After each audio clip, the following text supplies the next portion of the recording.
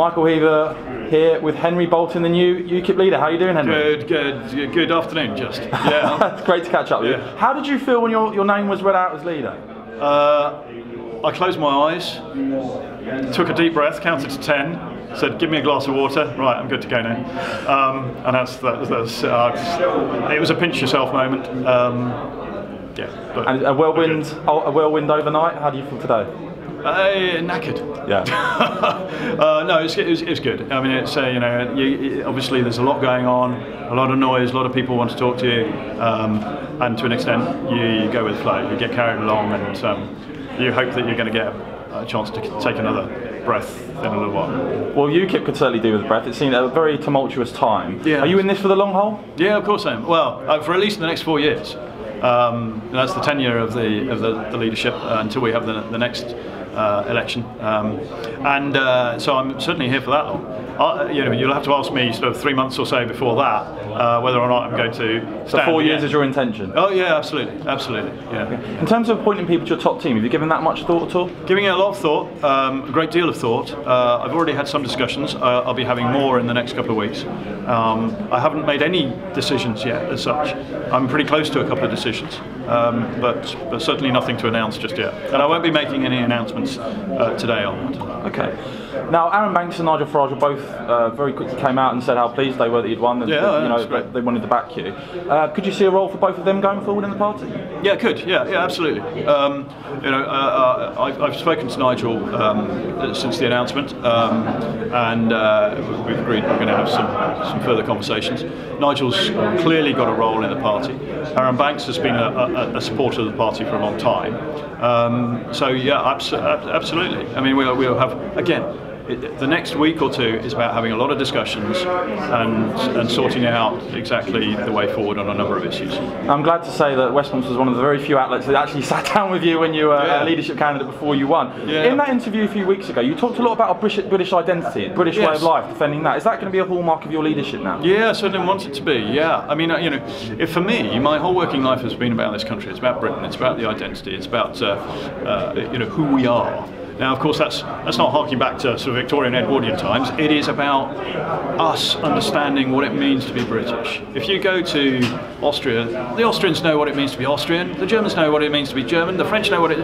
We seem to be a bit confused. We've got lost in multiculturalism. Everybody else's culture is here, but where's ours? I was talking to somebody now just now about Welsh infantry regiments. They've all been amalgamated. We're losing, community identities across the board. And this is about the British way of life, the British people, the British identity. That's what it's all about. It's about us. Now, in terms of Brexit, what do you make of the transition period? Is that something you support? Would you like to see Brexit move forward? Thank you for asking me that question, because it's been reported this morning that I'm supportive of a transition period. I am absolutely not supportive of a transition period. The only reason that there is talk of a transition period now is because the Conservative government has utterly failed to plan and prepare for leaving the European Union.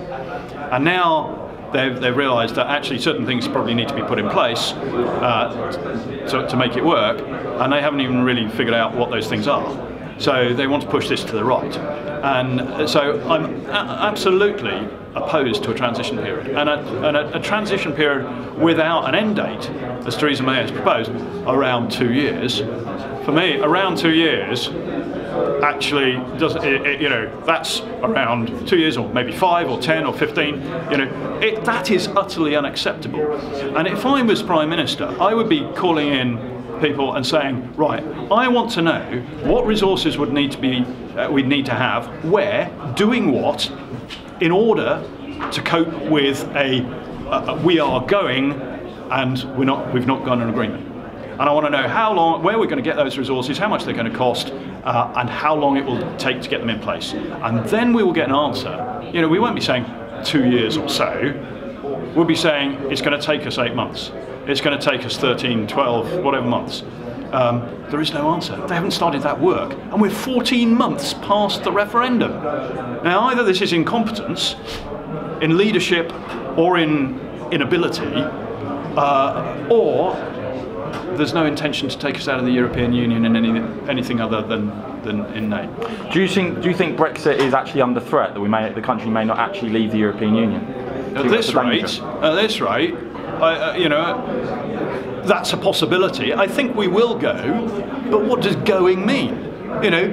We're going to go in March 2019.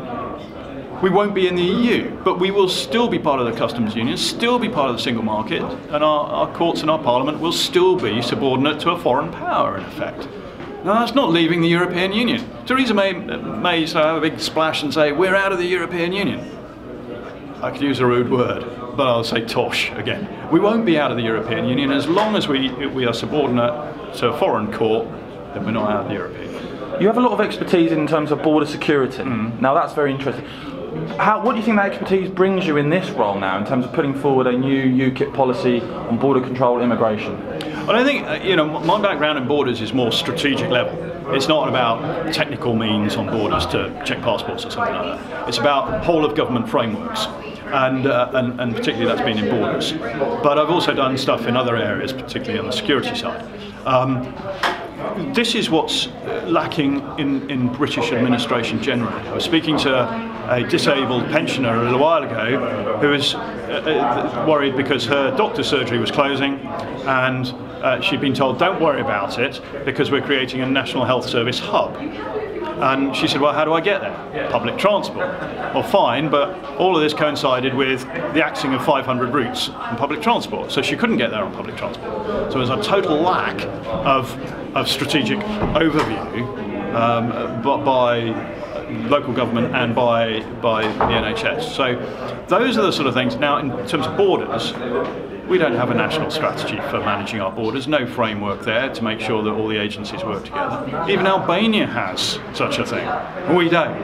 Now, so, it's that strategic sort of, I hate to use that phrase, joined up, but we need to have some strategic leadership here, and the country seems just doesn't have it at the moment. So I'm hoping to bring that to it. What do you think about the push for an EU army, EU militarisation? Do you think that's a real threat? Do you mean an EU army as a threat to the UK? Or just the EU as an organisation having military capability?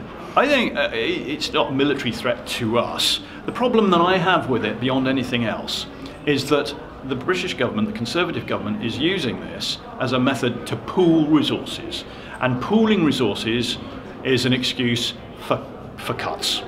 And the other point is that you cannot be part of EU common security and defence policy without being part of EU foreign policy.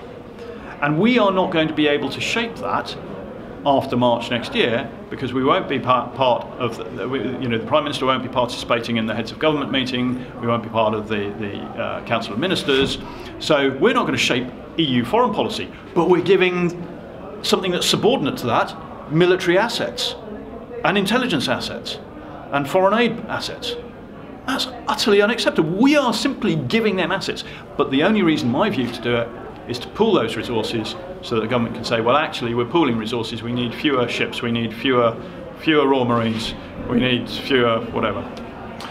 Where do you want to see the party in a year? What would be a successful year for you, your first year in the job? Where would you like to see UKIP riding in the polls? Organisationally, do you think there'll be big changes? Yeah, I think that's an interesting question. I haven't, I want to create certain structures within the party.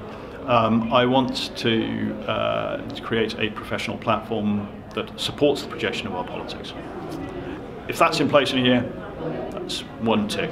I want the National Executive to be reformed and look more like a Board of Trustees, elected ideally by the regions. That would be another tick. And thirdly, I want us to be really quite dominant in the national media and in British national politics, holding the government to account on Brexit and a whole range of other things. Just the last question. UKIP voters who voted for the party in the past and drifted away, what's your message to them? How are you going to get them back on side?